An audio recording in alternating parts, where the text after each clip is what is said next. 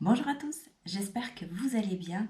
Moi ça va super bien aujourd'hui parce que comme vous avez vu dans le titre, on va tester la toute nouvelle palette de la collection Anastasia Beverly Hills de la Norvina numéro 4. Donc la Norvina, c'est pour ceux qui ne le savent pas, c'est la fille de Anastasia. Donc la palette elle se présente comme ceci. Donc c'est la volume 4. Vous avez à l'intérieur, comme d'habitude, un grand miroir avec les fards. Donc vous avez du mat, du irisé et même des paillettes. Donc vraiment, elle est magnifique cette palette. C'est vrai que les trois précédentes, je ne les ai pas. Donc ça va être vraiment la première fois que je teste les Norvina. Enfin, la Norvina, en l'occurrence la numéro 4. Et donc pour ce qui concerne cette palette, elle est vendue, elle est sortie le 11 mai sur le site officiel de Anastasia Beverly Hills et elle coûte au prix de 69,90 €. En ce qui concerne Sephora France, j'ai entendu dire qu'elle sera commercialisée à partir du mois de juillet, mais rien n'est sûr.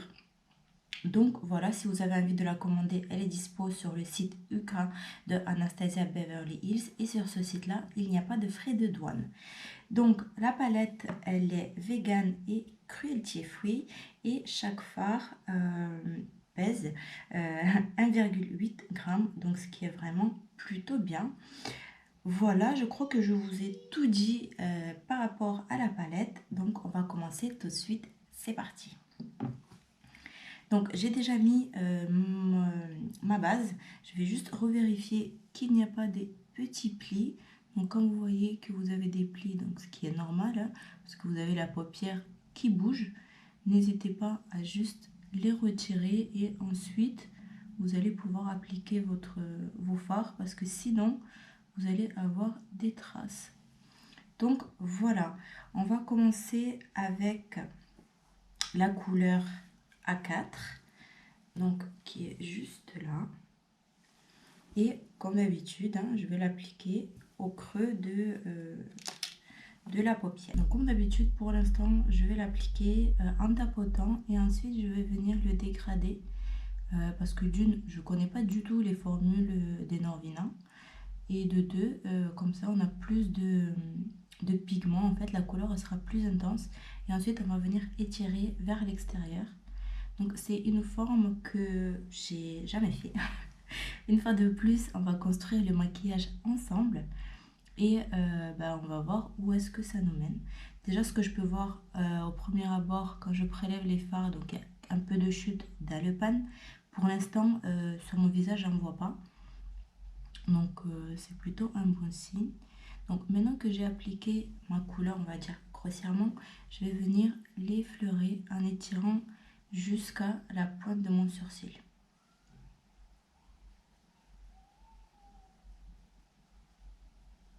Donc vraiment, j'appuie pas, hein, je rajoute pas de matière, il me reste un tout petit peu sur le pinceau.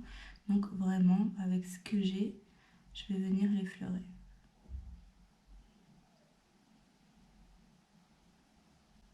Vous voyez, petit à petit, on a déjà notre forme qui est en train de se dessiner sans que je rajoute de fard, juste en travaillant le dégradé. Ensuite, pour dégrader la couleur que je viens de mettre, je vais prendre la couleur B3 et je vais venir l'effleurer, effleurer les bords très légèrement, sans appuyer une fois de plus, vraiment pour dégrader et donner une nuance de plus dans notre dégradé une fois de plus. Je me répète dans cette vidéo. Je vais prendre une autre couleur plus foncée, donc qui est la B5, et je vais prendre un petit pinceau plat comme ça et je vais vraiment l'appliquer dans mon pli paupière pour vraiment intensifier.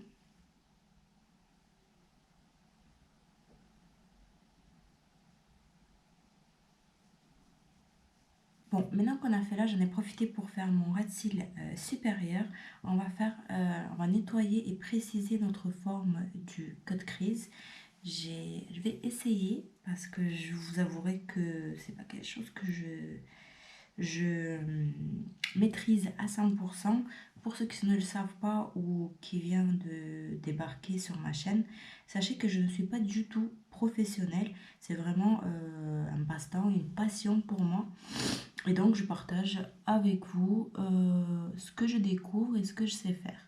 Alors, pour le code crise, la technique que j'ai vue, en fait, c'est qu'on pose notre base, voilà, et on ouvre l'œil en grand pour voir jusqu'où il faut y aller.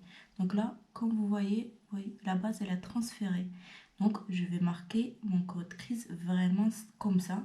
Comme ça, quand j'aurai l'œil ouvert, la paupière ne va pas transférer, enfin, les couleurs ne vont pas transférer de la paupière mobile à la paupière fixe. Donc, je mets ma base. Là, j'ai précisé ma forme. Je ne vais pas vous le cacher, j'ai vraiment galéré. Et je me suis rendu compte que j'avais les paupières qui étaient asymétriques, chose que je n'avais jamais remarqué. Pourtant, quand je fais les maquillages, normalement, on doit se rendre compte. Mais honnêtement, j'ai pas vu tant que j'ai pas essayé de faire ce code crise. Bref, on va continuer un saut comme ceci. Et je vais prendre la couleur C4, qui est un rose qui est vraiment très pétant. Et on va venir remplir du coup ce qu'on a fait en fait, l'extérieur, et on va s'arrêter vers le 3/4 de la paupière à peu près.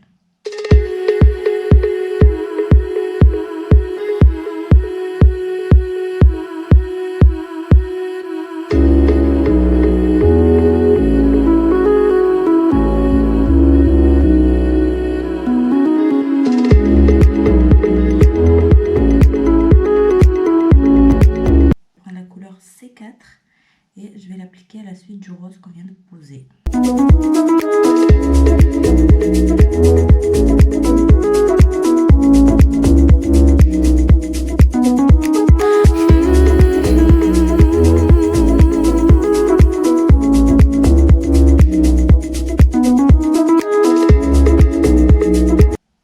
Donc je vais pas jusqu'au bout, je laisse à peu près un quart de ma paupière libre. Bien sûr, on dégrade les deux. Et pour terminer, du coup, je vais prendre un petit pinceau comme ceci et je vais mettre la couleur D2, qui est le jaune magnifique. Franchement, c'est la couleur qui ressort le plus de la palette. On va voir comment elle marque.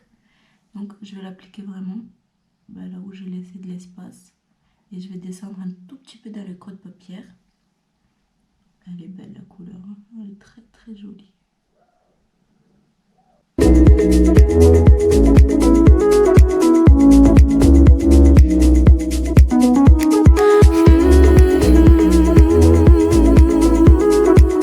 Et voilà, donc nous avons terminé avec ce maquillage. Je ne sais pas ce que vous en pensez. Moi, j'ai adoré le réaliser, même si c'est vrai, j'ai pas du tout les techniques, les gestes qu'il faut, qui ont les professionnels.